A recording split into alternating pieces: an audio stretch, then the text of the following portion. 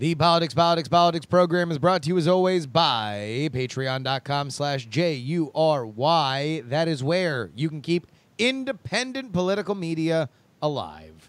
Head on over there right now, patreon.com/JURY. Set 2 episodes today. Come on, who loves you more? Go ahead and check it out. Till then, let's go ahead and start the show. Politics, politics, politics, politics, politics.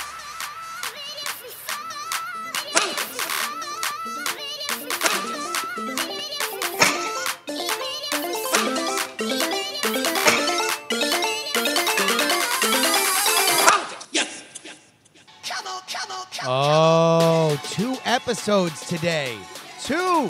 Double duty. We did a regular episode, and now we get a bonus one. You're going to get the same thing next week because we love you here at PX3. This is a real treat, though. You know, I don't know exactly how this came to be. It was a late-night tweet, I believe, from one of our combatants here tonight. Jeff Cannata and Brian Brushwood in 2016 came on this show and had a debate about the idea of voting for a third-party person. This was, I think, back when the conventional wisdom was that Hillary Clinton was just going to be moseying on her way to the White House. Spoiler alert, for those of you who haven't caught up yet, that didn't happen, and Donald Trump won the White House instead. And so now, in 2018, we are reuniting that conversation. Let's welcome to the program Jeff Cannata and Brian Brushwood. We are revisiting whether or not it was appropriate then, now, or ever to vote for a third party, knowing now where we're at. But first, let's go ahead and say hello to Jeff Cannata. How you doing, buddy? I'm doing very well. I'm so happy to see you guys. It's great to be back. I know, man. It is great to see you. I remember I saw you at I think it was our illustrious LA podcasting convention show for a thunderous crowd. But that was I remember just the look in your eyes was just thrilled to be outside of the house. Yes, that's how I would describe your mood.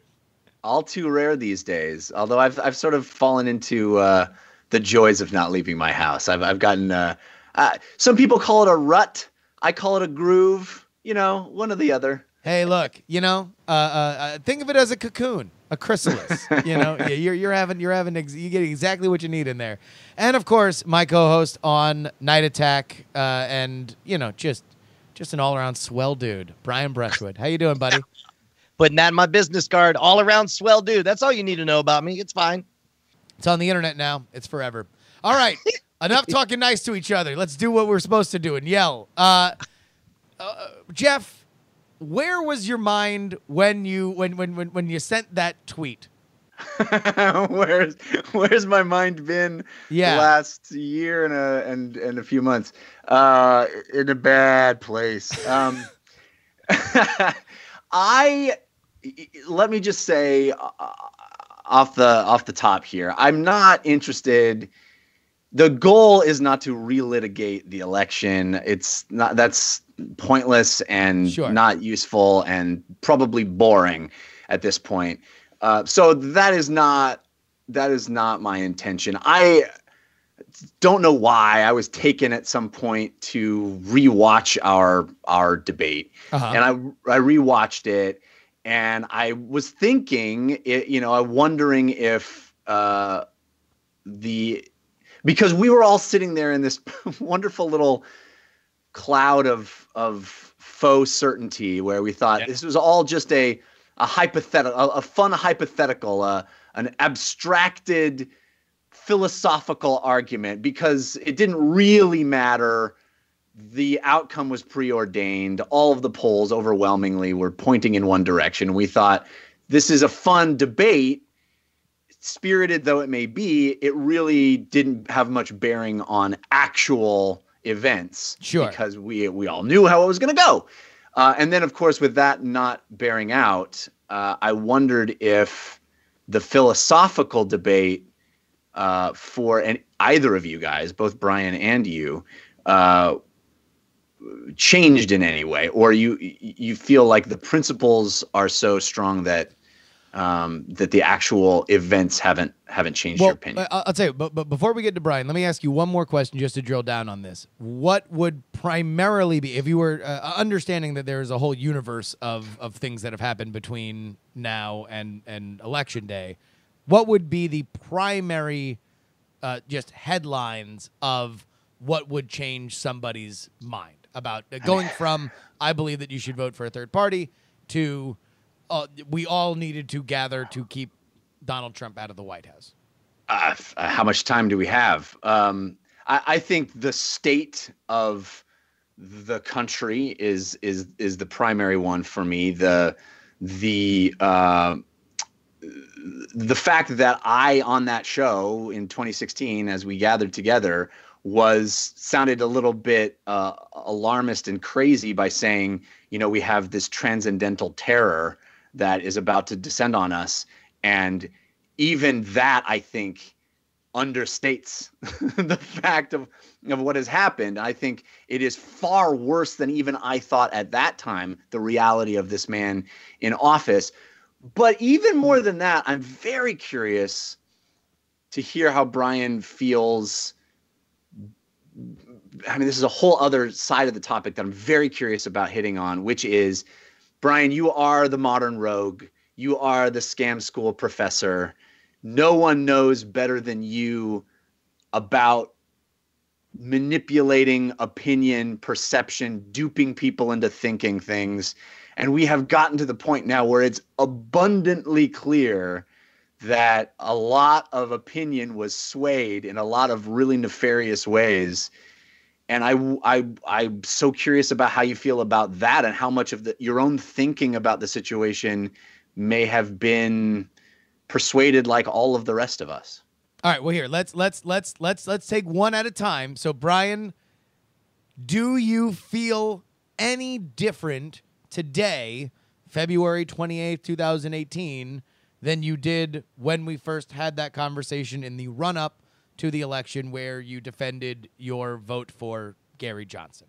Well, if you're asking if I regret my voting third party and supporting other people to do the same, that has not changed. Now, I do really like the fact that Jeff pointed out that we were living in this wonderful fantasy bubble where we knew where it was going to go, and it was just a hypothetical exercise. And the question was, theoretically, should you be allowed to ride around without a helmet? And sure, of course, you're a free person, do whatever. And then we got into an auto accident, right?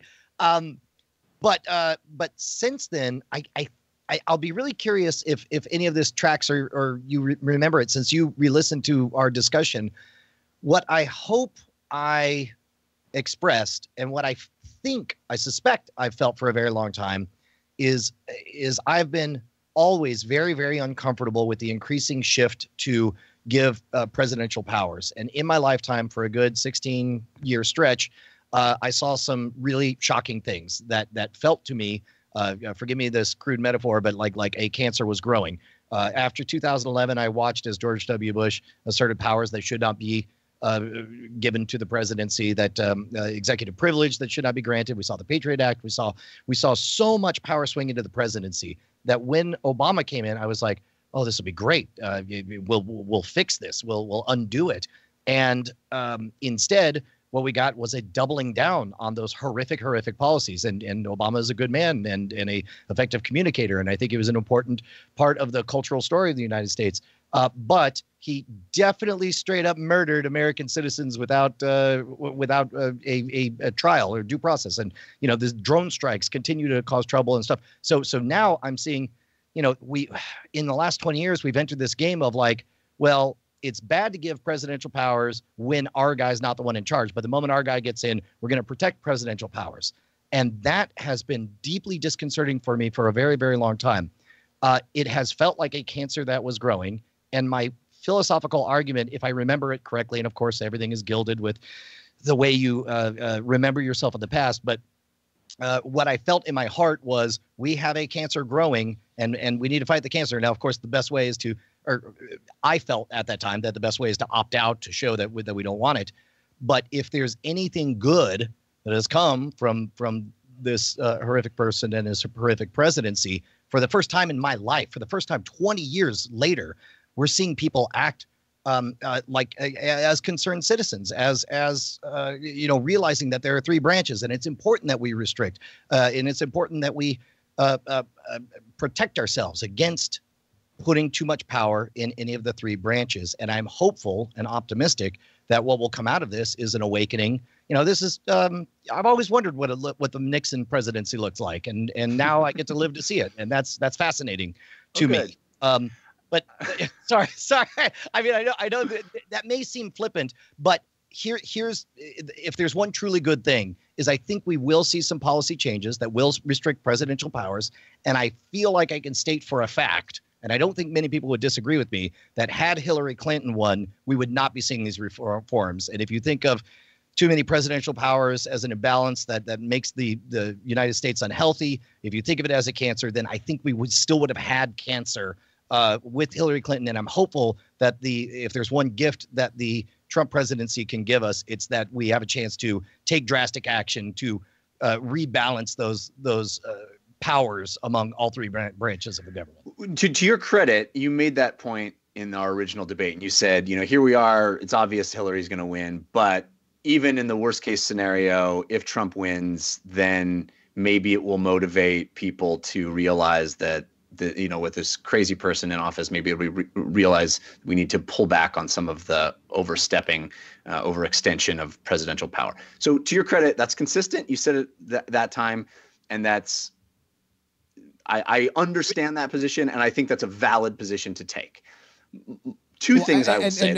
Real quick, if I can add on to that, even if you are a Trump supporter, there is no argument that Donald Trump is a novice to politics and has throughout this situation from the inauguration on, seemed to have kind of jar-jarred his way policy-wise through some things. And it has brought up a lot of, we're having, one of the most popular podcasts is can the president do that? And understandings of constitutional law for what is the president allowed to do. We're having a lot of conversations about what is the president's relationship to the intelligence community? What is the president's relationship to Congress? What are the president's relationship to executive orders? That I do think, inarguably, we are having these conversations more than we have, at least in my lifetime.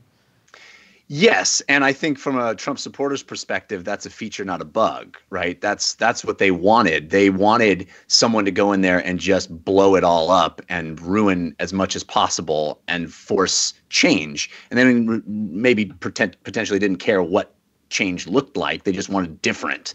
And I guess they got what they wanted. But I would say two things. First is I loved your metaphor about the motorcycle helmet and, not – and that time feeling like, oh, it's just this question, and then getting into a car accident. And I feel like part of the reason that I feel how I feel is that I was the guy going, what about the car accident? There's a potential car accident here. And I made a big point in that first debate to say, even if there's a tiny chance of a car accident, you should wear the helmet. And so I think that a little bit feels like a vindication. Sure. Well, and to stretch the metaphor even farther, it could be that I'm the person flying off of even at this moment, I'm flying off of the motorcycle in midair, soaring 50 feet off the highway thinking, right, well, so far so good. Yeah. My brain hasn't been exactly. I think that's perfect. Yeah, I think that's exactly what we don't know yet, the result of the crash. Well, here, let me posit this, because part of what I found interesting about your tweet, Jeff, is that none of our votes in the system that we have now count for all intents and purposes. Jeff and I live in California. Brian lives in Texas. These are states that are solidly in one column or the other. Any kind of a vote on one way or another. Now, wait a minute.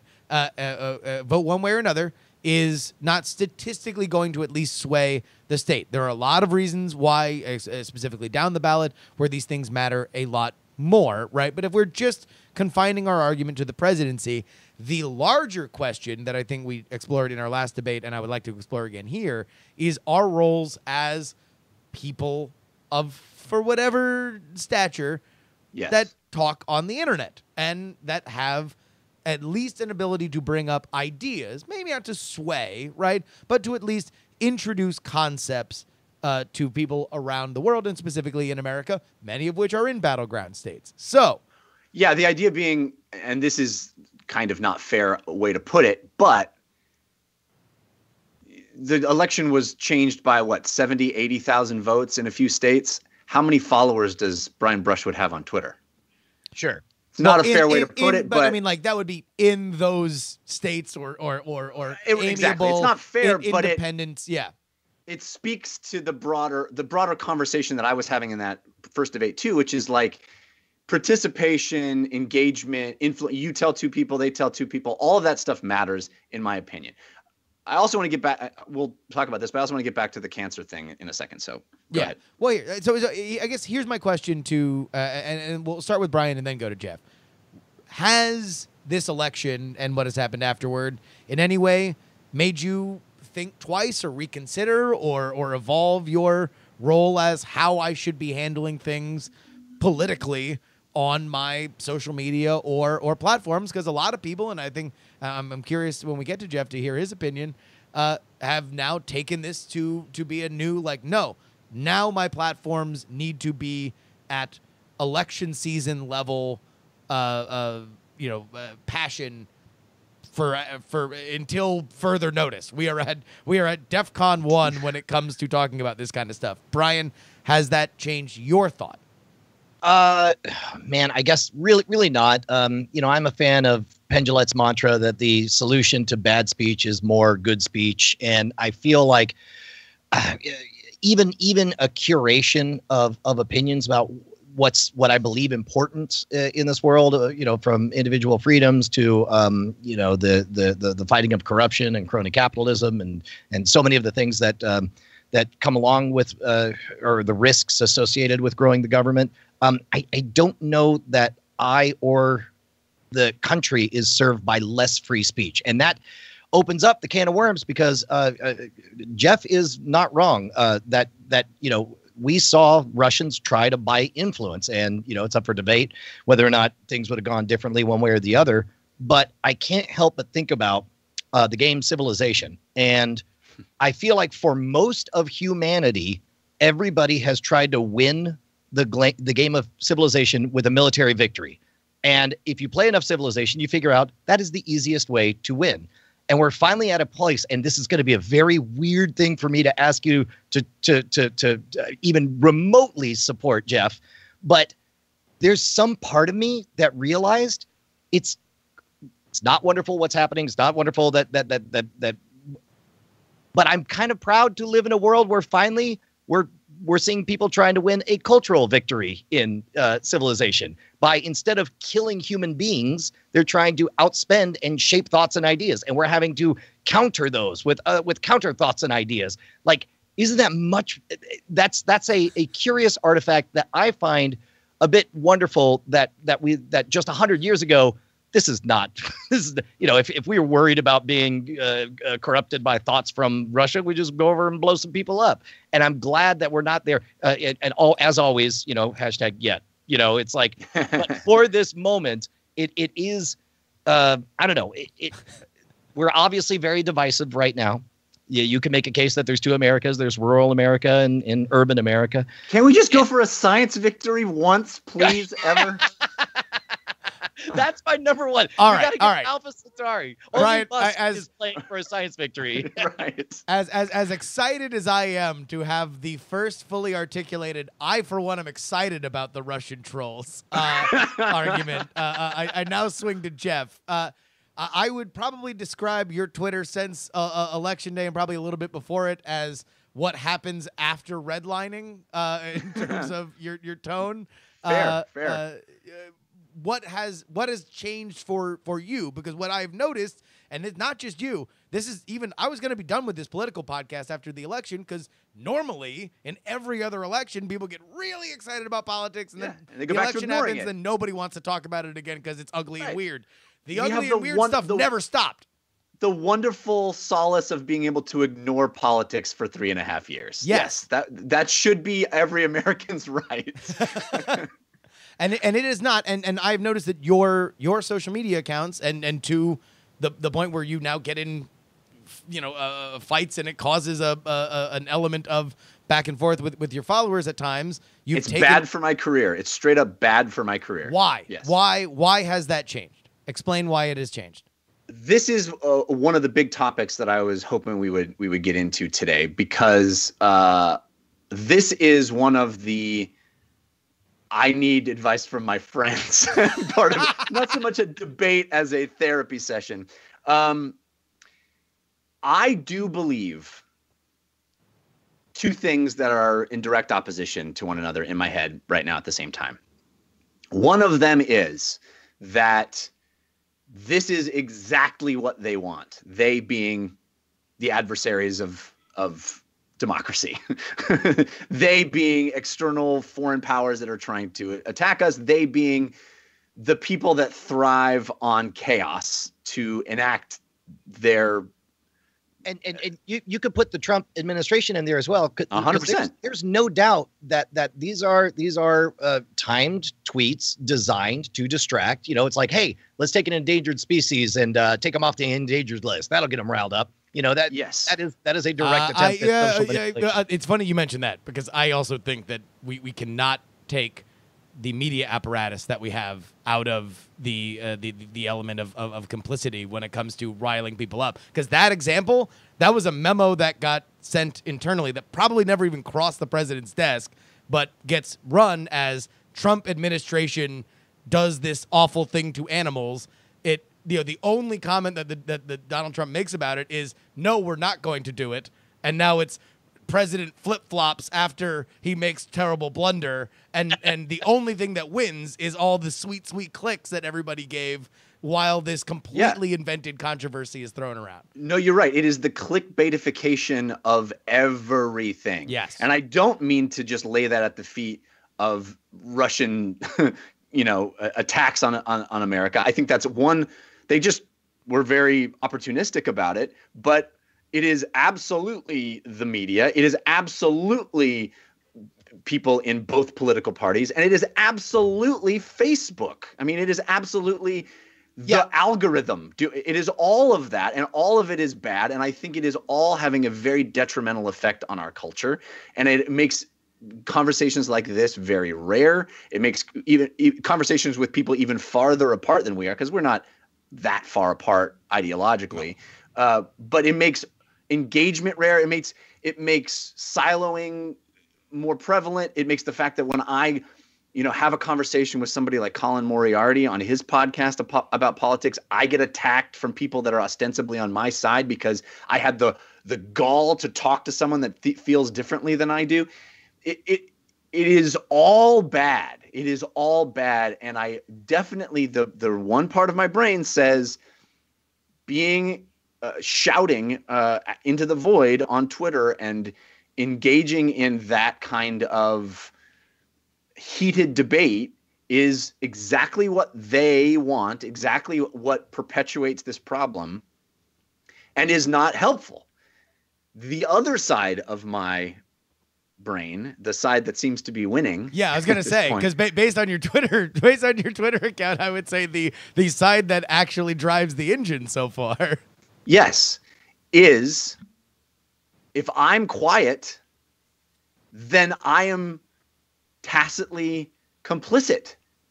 If I don't stand up and stand in front of that tank in Tiananmen Square, if I don't say, no, this is not acceptable, it becomes normal. If I don't use every ounce of breath in my lungs to shout no, then they win. The people who are shouting on the other side. That I believe, like Brian mentioned in the civilization metaphor, we are in a propaganda war. We are in a war for hearts and minds. And if I don't use my heart and my mind to express the counter idea to what is, I think, absolutely acidic to our cultural norms, then I am complicit. I am allowing it to happen, and I will not do that. I will not stand idly by and talk about video games and movies without also saying, no, we can't allow this to happen. So that's the dilemma that I'm in internally. I know that it's not healthy for me. It's not healthy for the country. But I also know that if I'm quiet, the other side is not going to be quiet. And that the only way there are only two things we can do to change people's mind: present alternate ideas or be violent. And I would rather not be violent. I would rather have the ideas win the day and have the idea expose bad ideas for what they are and speak out for what I believe to be good ideas, and hope that enough people see the truth in that, even as truth is being attacked itself. So here, before, and Brian, I'm going to let you go in 2 seconds, but just one quick answer on this, Jeff. When you say the other side, who are you specifically talking about? I'm talking about people who I'm talking about the side that seems to have gained traction in the Trump era. The side that is authoritarian and so xenophobic. I mean specifically like right-wing media personalities or all of it. I mean, so like the _Donald, like where are we drawing the circle there? I think I would draw the circle, instead of around people, around ideas. And I have found myself with some very strange bedfellows. I often get criticized for retweeting David Frum because people are like, David Frum is a war criminal and supports war criminals and believes that Kissinger is not a war criminal and yada, yada, yada. And I'm like, you know what, though? The idea he's expressing in this tweet, I support.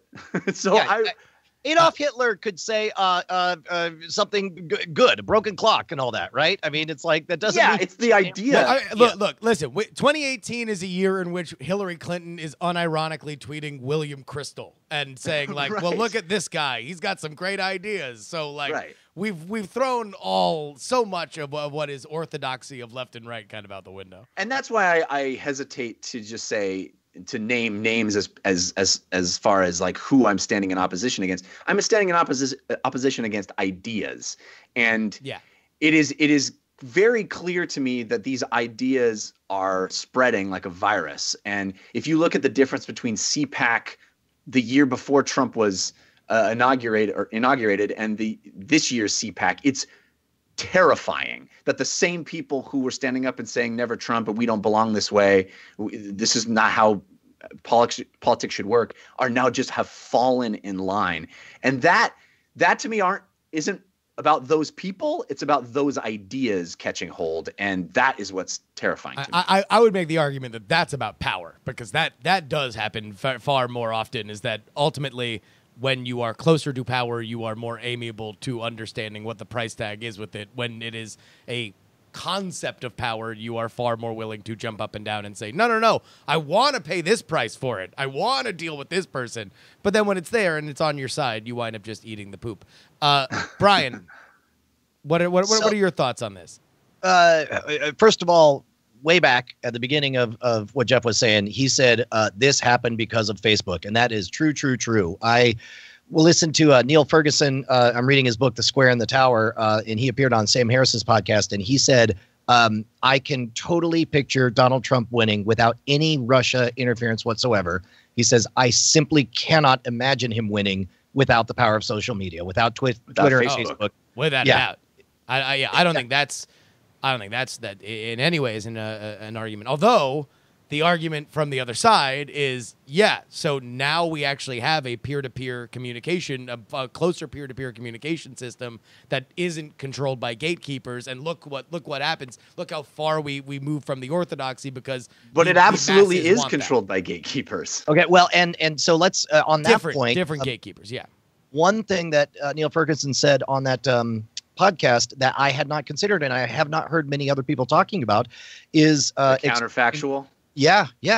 Like imagine a world where the reason Donald Trump got elected is because let's call it a third of the country, for whatever reasons, whether they're right or they're wrong, they felt strongly disenfranchised and they were angry they would not have shut up. They would not have the rhetoric, and they would have been armed with the narrative, the prepackaged narrative. Like, Donald Trump is running with the intention of losing so that he can open a network and then he could collect all that hate and convert it into dollars. And I don't think the discourse would be any more civil nowadays. I think it would be much worse. And it could be that you pointed it out. There's only two ways to change minds. One is by expressing ideas and the other is violent.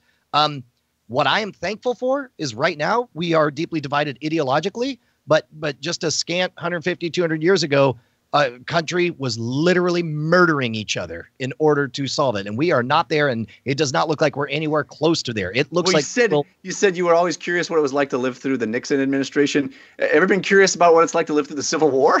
Well, but that's just it, is everything we're seeing makes me feel like, and I'm glad that you brought up the metaphor of a virus. It is like a virus with the idea. And the answer is your body doesn't just say, hey, knock it off, viruses. Your body builds up antibodies and immunities to things. There are things that worked in advertising in the late 90s with pop-up ads and Viagra spam emails and stuff that simply do not work anymore, because as a society, we have recognized that this is caustic and unhelpful, and we have made societal changes to where that would be the dumbest strategy ever to affect an idea.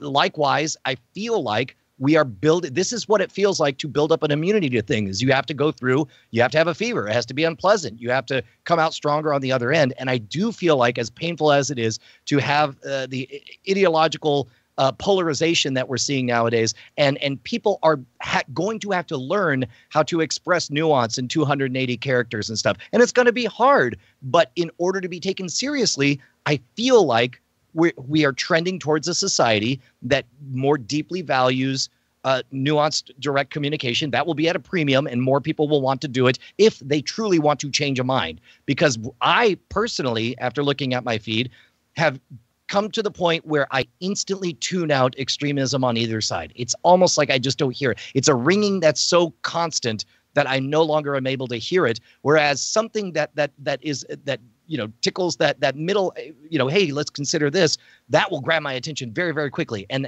I would like to think that more consumers of ideological thought on both sides of the spectrum will be attracted to that, because we're tired of the simple salt, sugar, and fat that we've gotten of red team, blue team. And I think we're looking for more, I don't know. I feel like all of American society, by virtue of having this very real war of ideas, but it's a war of words, not of violence and territory.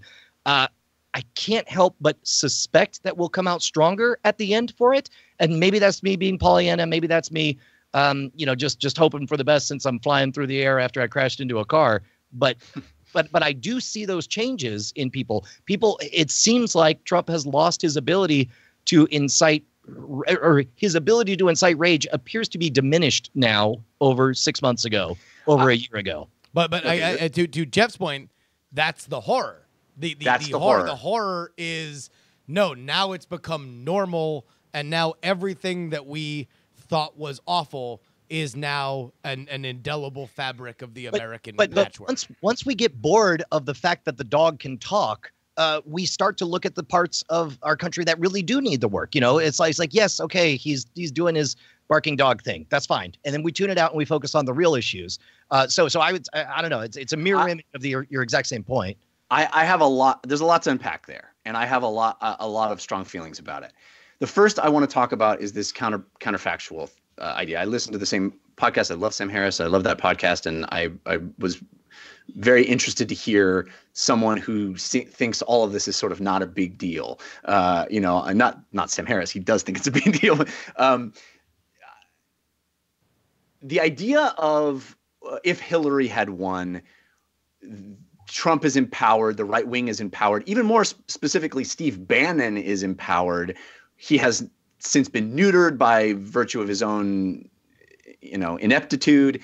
And that's sort of perceived as a good thing. And had that not happened, he would have – the idea that Trump would have been able to ride off in the sunset, losing the election, going, if you had only elected me, I would have solved it all. Like I said, everything I would have done would have worked. And the fact that he has to prove his ideas and they are shown to be crappy and none of them actually exist. And if they are, they're just completely insane. All of that I have sympathy to. I understand that perspective. And the idea that if Hillary had won, there would have been this very vocal, even more toxic, empowered group of people that felt even more put upon because now they have this, feeling of being attacked on all sides and, they have to fight back. All of that stuff. I get it. The problem with that is that in that scenario, we have a sane person running the country. And that I will take over this any day of the week. I will happily deal with the people throwing stones and saying, let's have hearings and let's lock her up and all that stuff. And they clearly would have done that. There would have been unending Republican inquiries into this and that and the other. And it would have been a nightmare and it would have caused all kinds of strife and all of that. Yes. But the alternative that we're living through now is so much worse. And you talk about cancer infecting the system and that Clinton would have just been more cancer. The problem with that is this way of eliminating the cancer, Trump and his ilk, is chemotherapy on a level of killing the good cells along with the bad cells. What we are seeing right now is political norms, cultural norms, checks and balances under attack. And we witnessed in real time the death of shame on a political level, right?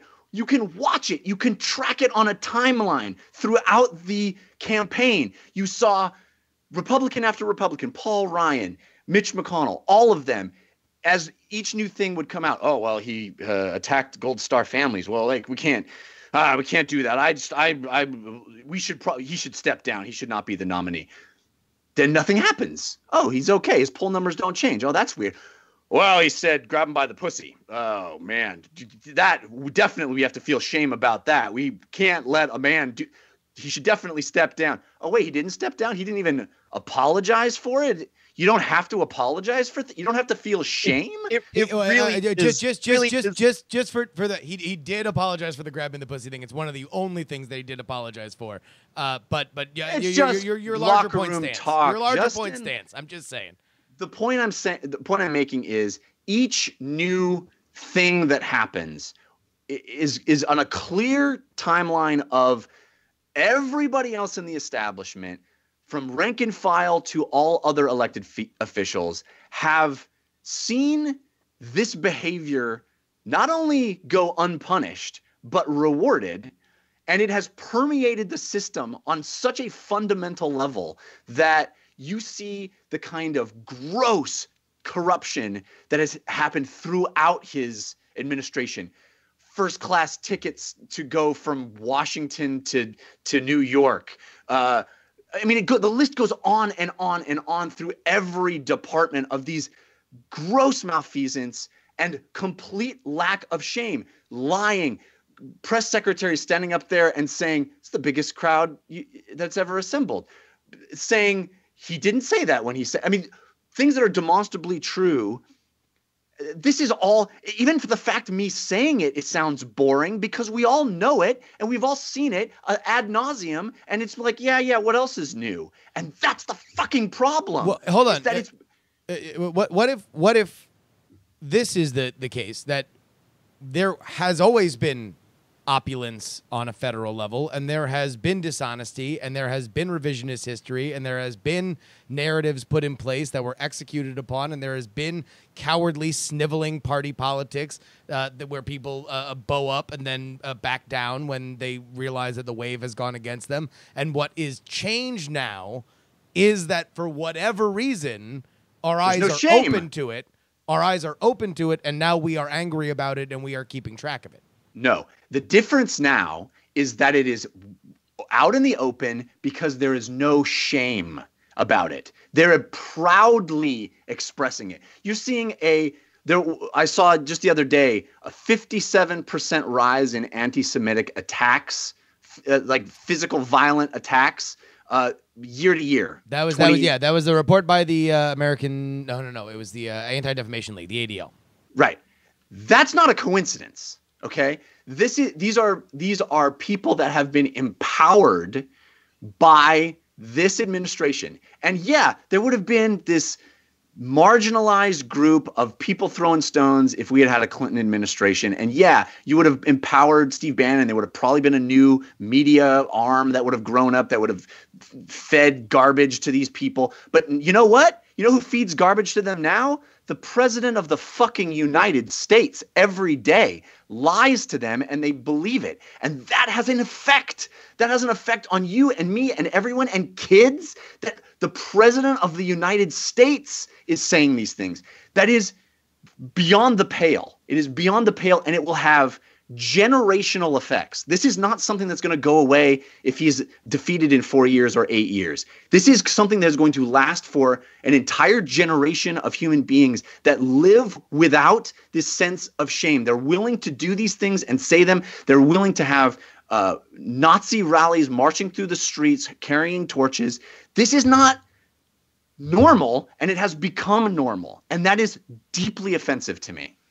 I would counter by saying that is evidence that we are living in an increasingly better age, because it used to be 100% normal. It used to be, it's quite literally how we got the Second World War and so on. And the mere fact that that it seems strange to us now is again cause to be celebrated. I'd be really curious, because as I think about, obviously, we've been looking backwards for the last year and a half. Looking forward, what kind of candidate do you think is going to come to run against Trump?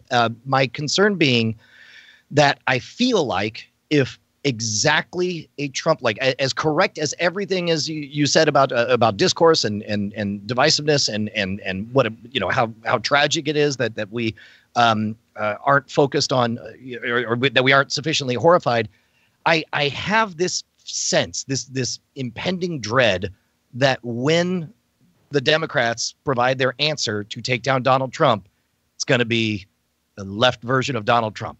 And that is what keeps me up at night. That really scares me. And I feel like in my heart, and I hope I'm not overstating your opinion, I feel like even if it was a disgusting hit below the belt left version of Trump, I get the sense that you and many other people would hold your nose on the parts that you don't like, decide, well, at least the Democrats will at least we're getting out him and vote for him. And I feel like that would be the introduction of a new level. Like, I feel like that's the point that the war is lost against civility. What's the left version of Trump look like for you? Is it Bernie Sanders? Picture somebody who will vote for all the things that you like, but has stuff about him that hits below the belt. Imagine there's a debate and he, just hits below the belt, calling out, rattles off this awesome freestyle rap about how bad Trump is, accurately calling out all of his faults, and naming all the mistresses and whatever. I feel like you would cheer for that, and that's what scares me. Is that? Yeah. Well, if the metric is just that it would be a personal attack, if that's what you're saying is the problem, I don't have a problem in this particular case, because I think the person in this particular case is the problem. I think you say, oh yeah, mistresses, whatever. No, the problem here is that we have seen a man who is willing to pay off mistresses. That's we have a man who has established a mode of conduct where he pays blackmail money to people that know shit about him. You cannot have that as the president. There's nothing to do with who he's putting his penis inside. It has everything to do with the way he behaves that is detrimental to the running of our country and the responsibility that we have invested in him. So to be fair, he would not be the first president to direct, if not money, then favors and influence to a mistress. And he would not be the first president that I would criticize that for. I don't understand why that somehow makes it okay. Because many have thought it was okay. Many have moved on. Like that. The thing that drives me bonkers that is not new. People have said, "Oh, you didn't criticize Bill Clinton." I was in motherfucking high school, bro. Yeah, I didn't criticize Clinton because it was 1992. Well, yeah.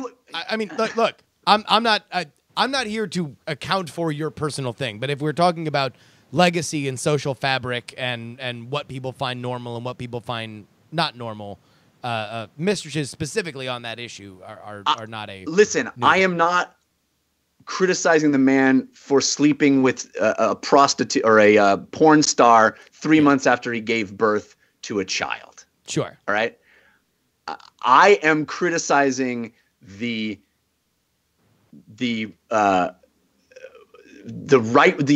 Christian conservative morality voters, the Family Matters voters for voting for that. Okay, because I think that's absolutely hypocrisy. You're going to tell me how to form my family, but you're cool with this guy. I think that is legit hypocrisy to call out. And I'm criticizing the man for creating a pattern of behavior that makes paying what equates to blackmail money to these women and saying, oh, well, I can't be blackmailed by other governments or countries that know things or financial institutions. I mean, we literally have the accusation, frivolous though it may be, that there is a foreign government that has material on him and that it has influenced his behavior because he's being blackmailed. The behavior certainly seems consistent with somebody that is being blackmailed. Doesn't make much sense that he's unwilling to say a damn bad word about a country that is proven to have attacked us and won't enact sanctions that have been overwhelmingly passed, and all of that stuff certainly seems like somebody has been blackmailed. But if only we had some pattern of behavior that he's willing to pay off blackmailers, boy, it sure would seem pertinent to this conversation. And that is demonstrably true here. So it's not about the mistress; it's about the behavior. Yeah, the pattern of behavior, and that goes to your point to Brian, that if Brian's saying that, all right, the left would embrace somebody who said nasty below the belt things in a campaign, you're saying yes, because he is a nasty person, and this is just revealing a uniquely odious part of our American democracy. Would that be safe? Yeah, I mean, I ask where that belt is, because if somebody said something that was, I guess if I could rephrase the question, he wears his belt fairly high on his suits. It usually comes up like probably above the belly button. Can you envision? This might be a different, and this is me putting you on the spot. This is totally unfair for me to do, but I love. It's like even as we're dealing with the reality of our last hypothetical conversation. Now I'm immediately inventing another one. Can you conceive of a Democratic candidate with a track record and a history that was so appalling that you would not vote for them over Trump? I suppose, if we had. Are you talking about a real person or a figment of my imagination? I don't know of a real person on the planet that is more odious than Trump, I guess let alone a Democrat. But I mean, I suppose if you were like, candidate Jeffrey Dahmer, I would be like, well, I probably would vote for Trump. Let me just make this clear also in reference to our last debate. It is now clear, and I think that sometimes when we get into the you voted for, you didn't vote for kind of argument, that we lose sight of the idea, or we look at Trump's election as this tremendous watershed, that election was between the most unpopular person to run for president versus the second most unpopular person to run for president. There was no situation where we would have just come out as, well, all right, I guess we cut it down the middle. Like this was going to be a contentious thing by the numbers, and that's just something that I think we oftentimes get so wrapped up in the moment and our own ties to the causes that we forget that, again, this is a either or. This is a binary situation. I don't want to sidestep that question, and we can certainly return to it. But this brings up the other thing that I think is really interesting to me if we're putting each other on the spot. Yeah. Scam school professor, modern rogue. How much of what you believe about Hillary Clinton do you think was manipulated into your brain? Yes, so Brian, how much? How much for years have you been fed misinformation about Hillary Clinton? Listen, again, this is not a referendum on the election. This is not a referendum on Hillary Clinton. This is more, I'm more interested, not like, tell me Hillary was actually great. I don't care about Hillary Clinton anymore. The question I'm asking is, how much, as somebody who intimately understands what it takes and how easy it is to fuck with the gray matter. Yeah, sure. All of these things that the fucking emails and the Pizzagate and all that bullshit that we know for a fact was buttressed by a foreign power fucking with our minds. Like, does that bother you? Well, certainly it bothers me, but they're trying to win a cultural victory in the game of civilization. What else would you expect them to do? And obviously they're spending money on it because they perceive that there's some efficacy to it. But I certainly can't claim, we are the digested remains of the food, of the ideas that we consume, right? I mean, it's like I would be a different person with different opinions if I only listened to NPR versus if I only listened to 590 KLBJ right-wing radio. And when you don't see the entire picture, certainly it shapes where things are. To assess the amount, I feel like any number or percentage I gave of saying how affected I believe I am would be inherently false, because everybody believes that other people are swayed by advertising, but they're not, right? But, okay, but during that debate, and again, it's fresher in my mind than yours, but during that debate, again and again and again, there was this sort of baseline assumption from you that they're both awful. And I kept saying, no, we had this very funny moment where it was McDonald's versus the shit sandwich, and you guys were like, let's not qualify things, let's not go down that road.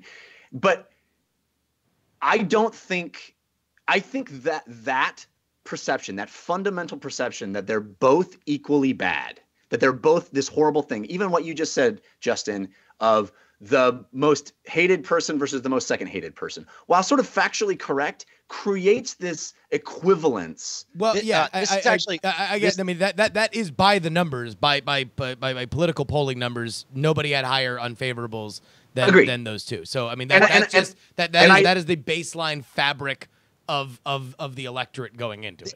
And I said factual. It's factual, but I think the thing I'm trying to get to here is what Brian understands so well is that verbiage almost creates something in your head that is akin to brainwashing, right? Well, it's certainly brain massaging. I don't know that that's quite as I don't know, brutal as that. But I think this is one of my favorite part about discussions like these is I think we have cracked open a fundamental disagreement between us, or at least not even a disagreement, but a fundamental focus that in which we differ. You from so far seem to be very.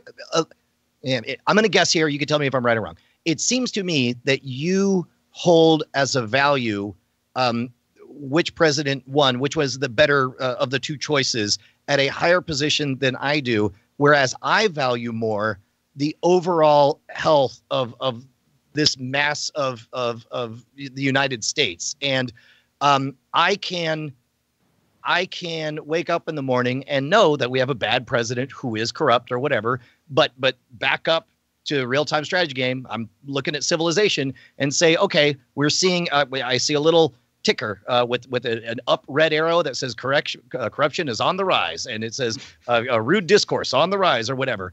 But I feel like, again, this is that fever that comes along with, I'm not overly concerned over who is president, even if it's an awful person, if it's, and this is going to sound like I'm an apologist for Trump, but I'm not.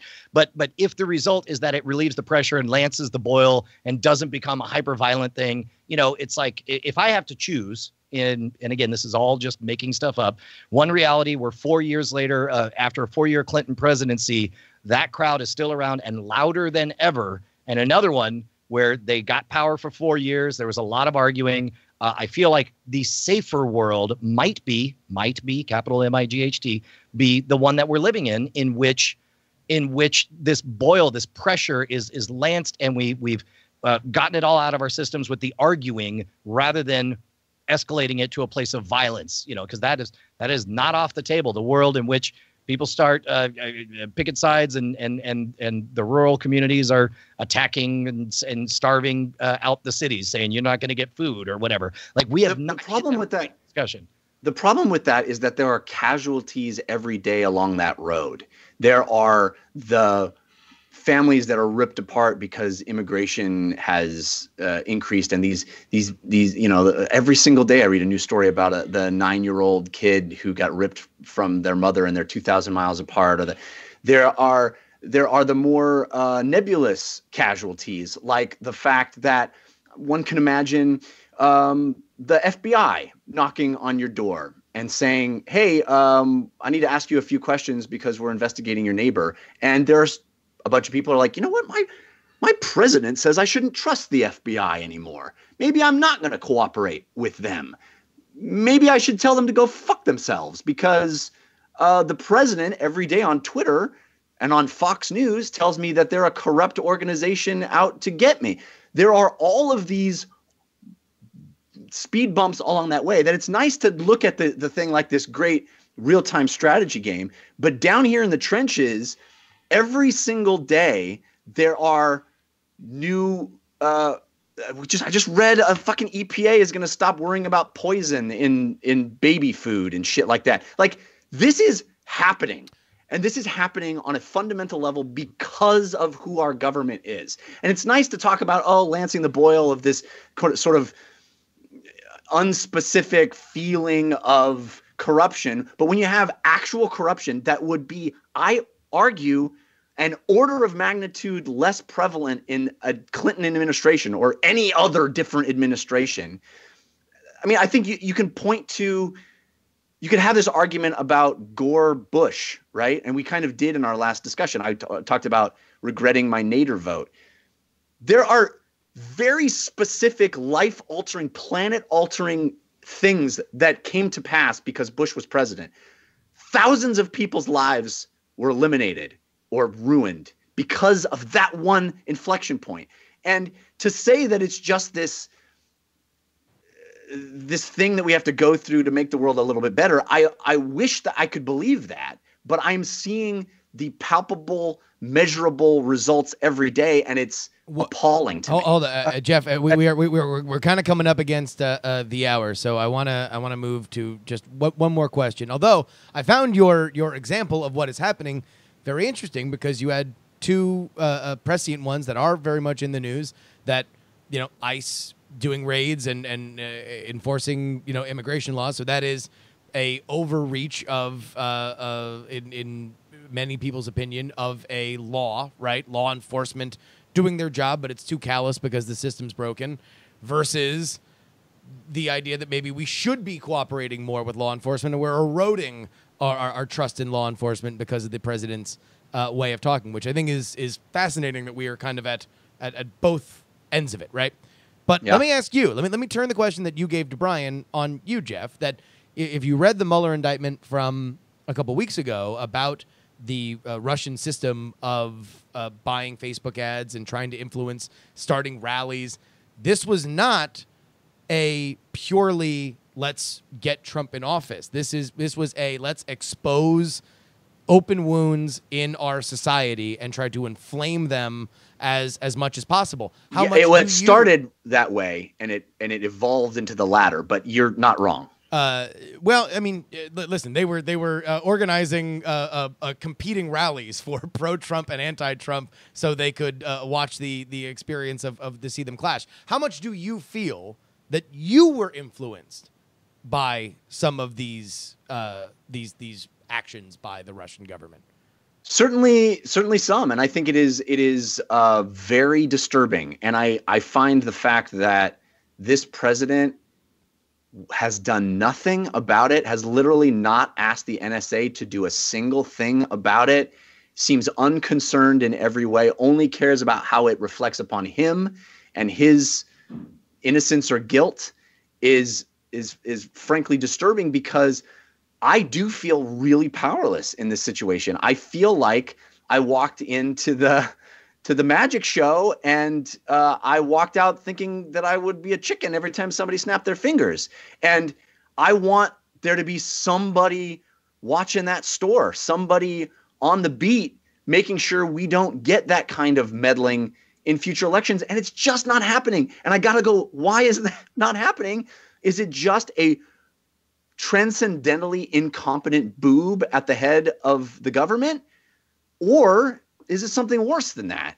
And I hope we find that out. But the answer to your question is, I don't think it's an insignificant amount that I was prodded into alarm. And that is why I feel so conflicted about my continuing state of alarm. But I'll tell you this, my continuing state of alarm is informed by very specific actions and specific facts that are happening now. And I'm trying to be more diligent.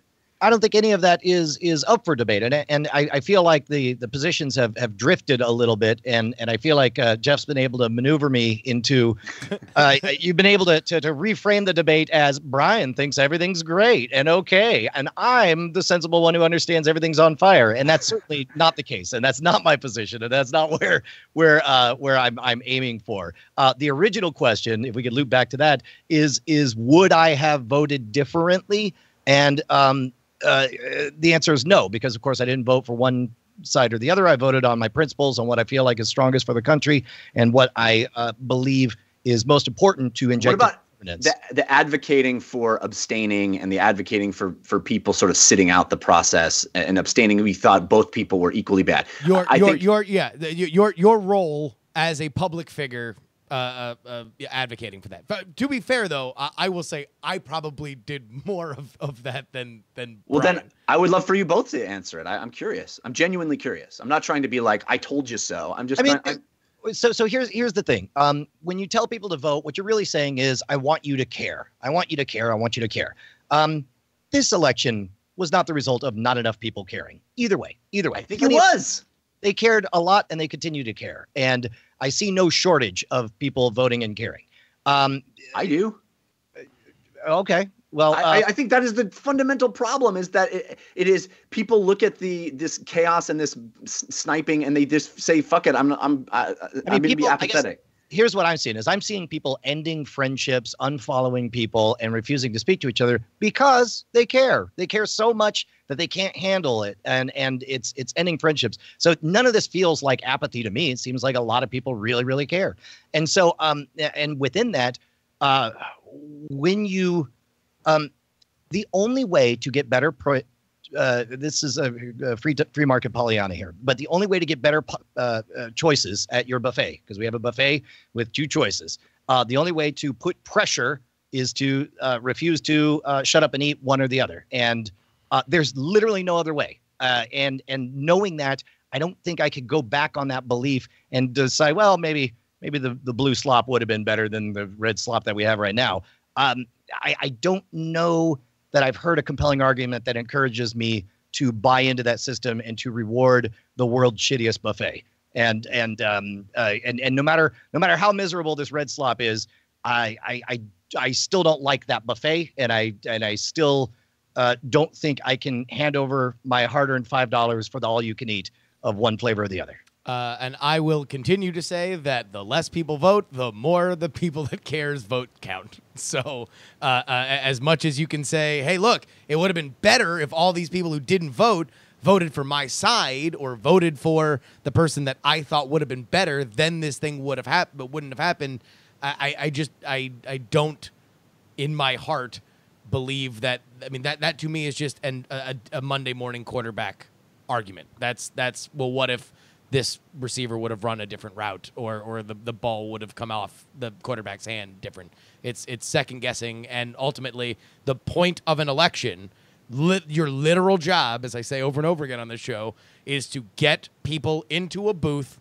Step one, press your button. Step two. If you can't do that, then that's on the candidate. That's on the ideas. Then that's on the machine. That's on the execution. I don't think it is on the populace to go do it. It's on the candidates to make that case. And if they can't, then that is their failure. But the problem that I have with that, and I know we're trying to wrap up here, but the problem that I have with that is that... By the way, I'm respecting your guys' time, so you guys can talk for as long as you want. But this is a flash forward to 7 p.m. Yeah, I've been wanting to do this for months, man. This is like, finally I get a chance to say all this stuff. The problem for me with that is that, shoot, where was I going? You're talking about... I was saying it is the candidate's job. In fact, it is the candidate's only job. Everything else, the ideas, policies, changing America, ancillary to get people into a booth and press your button. Okay, the problem with that, as I see it, and this may be the most political thing I've said, and may cause the most consternation among listeners, is that it seems to me that one side in this country believes that government is bad and doesn't work. And everything they do is an effort to prove that to be true. When they're in power, they try to show you, they try to nerf government and just take away, destroy, undermine, and then they get to point at it and go, look at how bad government is. And when the other side is in power, they do everything they can to block things, and then they go, hey, look how bad government is. Doesn't it suck? Doesn't it suck? Shouldn't you stay home and not vote? Shouldn't you not participate in this anymore? They win either way. They win if they do poorly, and they win if we do poorly, and they have a hand in how poorly things go in both situations. And just to be clear, this is not the they from before. This is red team versus blue team. This is conservatives versus liberals. Post-Reagan Republicans who said, the worst 8 words you can get is, I'm from the government, I'm here to help, right? That perspective that took over the Republican Party is the perspective that government equals bad. And guess what? We're going to make sure that's true. And I think that it's all fine and dandy to say that the fewer people vote, the more the votes matter. But the problem is the fewer people participate, the fewer people pay attention, the fewer people get involved, then the fewer people have the power. And the easier it is for those people to keep those levers of power in play and do whatever the fuck they want to the populace. And that is what we're seeing happen, is that people not paying attention, people not participating allows their interests to get subverted. And I'm sorry, but that's the you can say they're both equally bad and yada, yada, yada. But one is in the pocket of, billionaires that want to fucking make oil or drill oil, and the other is in the pocket of a union of teachers and wanting to give you health care, right? There's a couple billionaires in the mix. But those billionaires are demonstrably doing things that are counterproductive to their own wealth. Like, you can't say that they're the same, because I'm not. I don't think anybody here is making the argument that everybody is the same. When I say they're in the pocket of billionaires, I'm saying the pocket of billionaires who want more money than they already have. The other billionaires on the blue side are doing stuff that actually makes them less rich.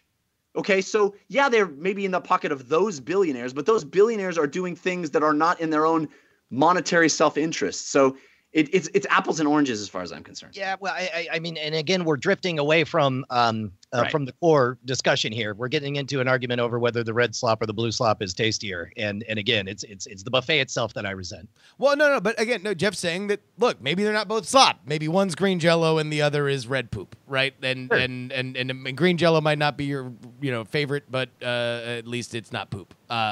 Especially if it's bloody poop, which it would be if it's red. So there's an argument there that you can't have science disagree with. It's what I like is when we get into these conversations here where you can actually, in measured tones, or at least raised tones that don't lead to violence, have a conversation about the difference between the conservative spectrum and the liberal spectrum. And I do think that what, to me, was the most horrifying part of that Mueller indictment that came out 2 weeks ago was that it worked. And not only did it work, it will happen forever because it's profitable. Like, we saw, Macedonian teens that were just like picking their butts and writing, Facebook ads that they found by way of proven traffic to get people over to some random ass page that they could get Google ad money for when your grandma clicked on it by accident. Like, this is never going to end. We are in a world now where this exists forever, whether or not we battle. Like, I'm glad that the Mueller indictment happened because we need to rap Russia on the knuckles for it in the same way that people go after trademark laws to say, like, well, we just need to know that you shouldn't do it. That's bad. It'll happen forever. It's too easy to do, and it's too easy to have it be a shell corporation or some other shadowy element to move us further apart. Because guess what? We're already doing it to ourselves. All of our media has been targeted exactly to have the divisions. It's always about blank destroys blank. Look at what blank is doing to your point of view, to your social, the social mores that guide you to stuff. And we have fallen for it. All we want to do is destroy the other side. All we want to do is feel smug and superior. And all we are the fucking weasels in Who Framed Roger Rabbit that are going to laugh so hard about how dumb the people across the aisle are that we don't realize that we're dying because of it. Yeah, and again, to bring it back to the metaphor, it's like, yes, it is a virus. We are under attack. This is biological warfare of a sort, an ideological warfare. But I got to admit, just 1 year, what a difference the dialogue is changing in just the past year. We're becoming more sophisticated. We've built more structures to help stop falling prey to these now seemingly obvious attempts to manipulate us. We are and have been sick, but we have a fever, and we are, it seems like, getting well. And yeah, unfortunately, we have a really bad president at the moment that this is happening. But I'm much more interested in the increasing health of the United States in the marketplace of ideas, that I feel like we're in a better place now than we were a year ago. And that's not. I think Justin's point is that we're not getting better. I think we are not falling for that obvious trick. Those obvious buttons seem to not be as effective as they were 1 year ago. I think we're talking about it more. I think now it's not, if I say we're obviously being pulled apart and we're being manipulated by not only foreign interest, add foreign interests to newspapers, television stations, podcasts, like the full gamut of all media.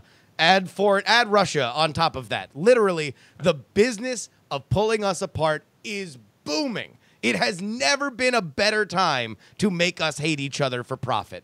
And now I don't sound crazy when I say that because we've seen more evidence of it and there's an FBI indictment, but it hasn't really stopped. I mean, fuck, the fucking Mueller indictment itself, everybody wanted to immediately use as political fuel to slap each other with. Like, that was the first thing everybody wanted to do was, yeah, look, of course they did it to both sides, but mostly yours. I don't think the solution is to, and this is the central dilemma that I brought up earlier, that's the conflict in my own head. I don't think the solution is to not participate in the You know, they want us to fight each other, yes, but I also don't feel like I can't not participate in the fight. And again, this is dangerously close to mischaracterizing at least my position on this.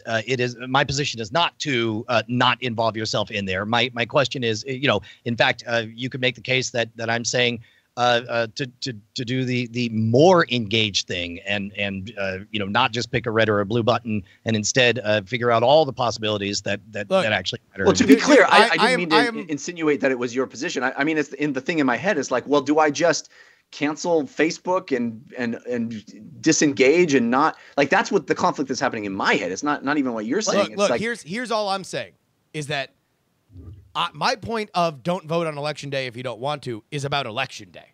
Because if you get to election day and you're like, maybe I'll get high or maybe I'll vote and then you wind up not voting, then fine, whatever. You had 4 years. You had your entire life prior to that to make educated decisions on the issues that you wanted to do. And if you're not moved by election day, then get high. Fine. I'm not going to feel any compunction to drag you out of your seat and make an ill-informed decision. But for me, I'm out here 5 days a week writing a political newsletter, tinyletter.com/Justin Robert Young. I'm doing a political podcast where I'm trying to bring a point of view that I feel is way underrepresented in the mainstream of our political dialogue so people can actually have conversations and to have some level of discourse that goes beyond I read a headline and now I'm going to scream about it. And that's what I want. I want that engagement. I want that kind of enrichment that when you get to the election day, now you decide that now is the time that I want to make a decision because I have been paying attention to this shit. I would just add that I think that's all great, obviously, but I also would add that if you get to election day and you're like, let's just get high, I don't think it's okay. I think you should be ashamed of yourself. Sure. I think you have a civic responsibility to not do that. And I think that one of the things I can do in my small way is to make sure that people know that it's not cool. There's nothing cool about being aloof. Nothing cool about it. The coolest thing you can do is what you are doing, which is be really engaged and invested in it. And wait, let me, by the way, I've just been placed on kid duty. So all right. So here we go. We'll wrap it up. Yeah, final words, Brian Brushwood. I think it's a bit of a mischaracterization. The act of not voting, and even if you decide to get high on election day, if it's a case where you've been disengaged up until that moment, then on the day of decision, you don't even bother to make a decision, then yes, I think that's a fairly bad thing. But if you have educated yourself, you have looked at the options, and you take the principled stance, because I was told when I voted third party, you might as well be voting for the other side. It's the same as not voting and all this stuff. But it's none of those things. It's a principled stance based on what I believe are core principles most important to the health and continued well-being of the country. And that decision was made over a series of weeks and months and years. And the decision was made. Nothing was going to change in the last month that was going to suddenly make me throw away, or let's say the last 24 hours, the last week or whatever. I have a hard time contemplating something changing so much that I throw away my reasoned previous 6 months of deliberation on the issue and then suddenly decide, well, now I do have to go press one of the big buttons instead of a smaller button, or no button at all, because if none of them are consistent with your core beliefs, and this is our point before, is the only unethical move is to corrupt and do something that you vote for something that you believe to be bad for the country because you have let fear rule you and in that moment. And that to me seems only a position that is more easily manipulable by an outside well-heeled party like the Russians. I don't want to open a can of worms. We're closing up, but I do think that you saying nothing could happen in the last month or week it's unlikely. And if it did, like, I think we have actual evidence of that this year with Comey saying we're looking at our emails. I wish there was some way we could determine how many people stayed home and didn't vote because they're like, oh, fuck it. I thought I could vote for her, but now I can't. Yeah, but there's never any shortage of being able to point to the one thing that might have been, a million more votes here or there. I mean, 80K. Yeah. I mean, and add that to the hilariously weird roundabout way that everybody looked at Comey, right? Where it's just like, first he's putting it to bed, and then he's taking it back, and then he's getting fired, and everybody loves him, and then they hate him, and then they love him, and then they hate him, and he's the strong-jawed FBI man, and now he's the crook who installed Trump in office. Who knows? All right, look, here's all I know is that I paid more attention to that election than any election ever in my life, following it every single day. And I'm, in general, kind of a political junkie. And at the end of it, I voted for my mom. And I'm not upset about my vote. And I will loudly say that until the day I die. Jeff, where can people find you? You can find me on Twitter, where I'm ranting about this very topic daily. At Jeff Cannata with 2 N's and 1 T. I talk about video games also. You can find that at 5by5.tv/DLC. And I talk about, I do a comedy show about science called We Have Concerns. You can find that at wehaveconcerns.com. So good. Great Thanks. show. Amazing show. Yeah. I just want to also say thanks again for doing this, guys. I know it wasn't easy to find time and get together, but I love talking to you guys. And I tell you that the true test of a friendship is the ability to vehemently disagree on core principles and still have so much respect for the other party that it becomes a fun, interesting game of chess and not a battle of words or of emotions, feelings. Yeah, I agree. I love talking to you guys. It makes me question how I think. It makes me better articulate how I think, and I find it very stimulating. So I appreciate it very much. Oh, you are welcome on any time, as long as we wait 2 years in between each debate. Brian, where can people find you?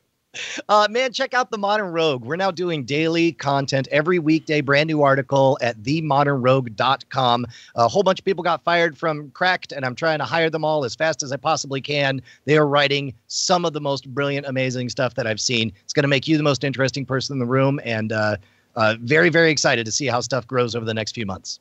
Absolutely. All right, ladies and gentlemen, that about wraps it up for this special edition of Politics. I want to thank both Jeff and Brian again for coming on. We will see you guys next week.